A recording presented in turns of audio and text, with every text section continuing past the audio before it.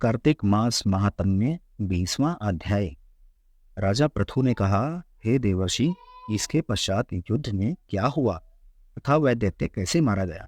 कृपा कर अब उस अद्भुत कथा को मुझे कहिए। देवर्षि नारद जी बोले, जब गिरिजा वहां से अदृश्य हो गई और गंधर्वी मायादेवी विलीन हो गई, तब भगवान वर्षध्वज चैतन्य हो गए। उन्होंने लौकिकता व्यस्त करके हुए बड़ा क्रोध किया। फिर भगवान शंकर जलंधर से युद्ध करने लगे।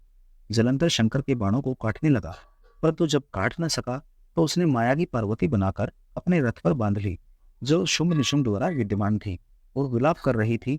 तब अपने प्रिय पार्वती जी को इस प्रकार कष्ट में पड़ा देख लौकिक लीला दिखाते हुए भगवान शंकर प्रकृत जमा की तरह व्याकुल हो गए और उन्होंने अग्निपुंज की तरह भयंकर रौद्र रूप धारण कर लिया।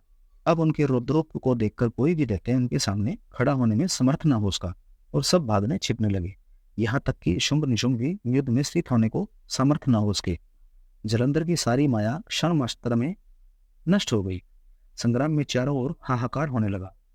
शिव जी ने उन्हें भागते देख शुंभ और निशुंभ को शाप देकर बड़ी धिक्कार दी और उनसे कहा, तुम दोनों बड़े दुष्ट हो। तुमने मेरा बड़ा अपराध किया है। तुम पार्वती को मारते थे और अब युद्ध से भागते हो। भागते को मारना पाप है, इसलिए अब मैं तुम्हें नहीं मारूंगा, परंतु गौरी तुम्हें अवश्य मारेगी। शिवजी के ऐसा कहने पर समुद्रपुत्र जलंधर क्रोध में अग्नि के समान प्रज्वलित हो गया। उसने शिवजी पर घृण मानों की वर्षा कर पृथ्वी को अंधकार कर दिया। अब उस दैत्य की ऐसी चेष्टा देखकर भगवान शंकर बड़े ही क्रोधित हुए तथा उन्होंने अपने चरणगुप्त से बनाए हुए सुदर्शन चक्र को चलाकर उसका सिर काट दिया। एक प्रचंड शब्द के साथ उसका सिर पृथ्वी पर गिर पड़ा और महान हाहाकार होने लगा। अंजन पर्वत के समान उसके शरीर के दो खंड हो गए।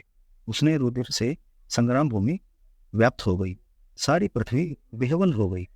शिव वाक्या से उसका रथ और मांस महागौरव के जाकर रक्त का कुंड हो गया तथा उसके शरीर का तेज निकलकर शंकर जी के शरीर में वैसे ही प्रवेश कर गया जैसे कि वृंदा का तेज गौरी जी के शरीर में प्रविष्ट हुआ था।